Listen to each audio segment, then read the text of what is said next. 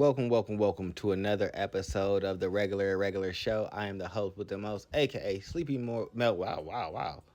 Sleepy Melbourne back in the building. Got a little tongue tied there. But we are here to talk about Tower of God, Urek'sAscent, chapter 37. And things are picking up. I'm picking up what they're putting down. This is feeling a little bit better. Things seem like they're finally starting to resolve. And Urek is taking things a little bit more seriously. We start off with seeing Leo having a conversation with one of the higher ups, talking about if a man kills one person, he's a murderer, and Leo's upset because this person killed like tens of thousands of people. And they go through the line of like, someone feels like if they were able to kill 10,000 people, that makes that person an unparalleled talent. And so that person has basically been chosen, Garinichi. He is someone chosen by Senshu, Garincha. So we get returned back to the present day where Urek has been smashing and obliterating Leo, who basically just regenerates. All of his body comes back together. Senshu blood repools into his body. And he's like, hey, this basically makes me an angel. And him and Urek basically have this conversation where Urek's like, I need you to explain to me like the relationship between you and Leo, and tell me what's going on. And so Leo's like, basically we're like Schrodinger's cat, and that immediately sparks something in Urek's mind because he's like, you shouldn't know about that. Why do you even know that like saying? That's the Earth saying.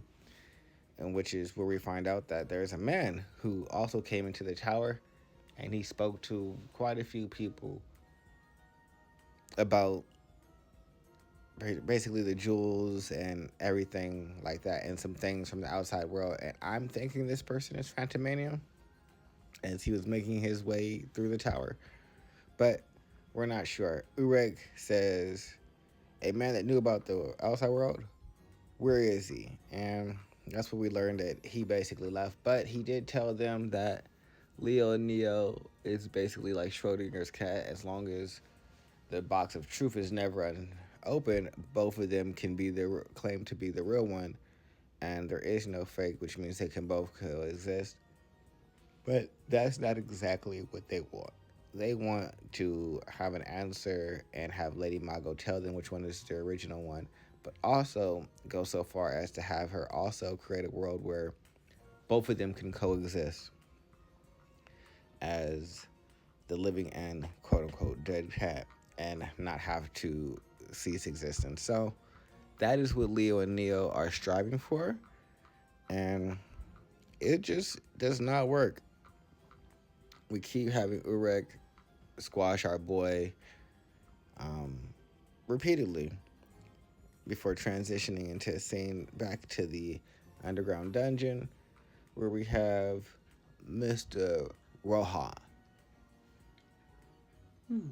Rohan is pretty much trying to find a way out of the dungeon and escape. It's not happening. He keeps getting restarted back into the same place that he was before. And then we figure out that Mr. Lu can go through the barrier without a problem. And so since he can escape, we think this shall, take a new turn. He might be able to get them out. But it only gives us a brief flash into that scene before we finally get the resolution between Urek and Leo, who uses some skills to try and like combat against Urek, where it's not really the most effective against Urek, most effective, damaging, any of those things. Urek kind of finally takes things seriously, and it's like, all right, I've seen other beings like you who just consistently continue on and persist, and that's because you haven't seen the light, and I've never seen a cockroach like you. It may seem surprising, but I have faced and killed countless creatures like you. Darkness does not die because it has existed since the beginning.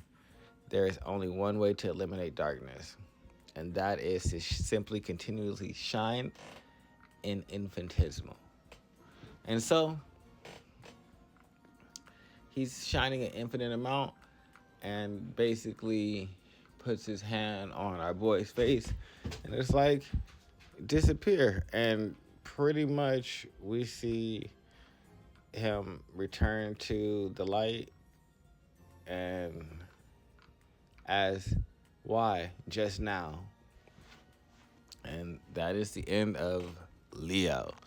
Now I want to know if Neo's going to go through the same fate, because clearly Urek has other means outside of using just like punch fighting to get rid of things. But he's going to look for Leo. Says, so there was another inside the tower.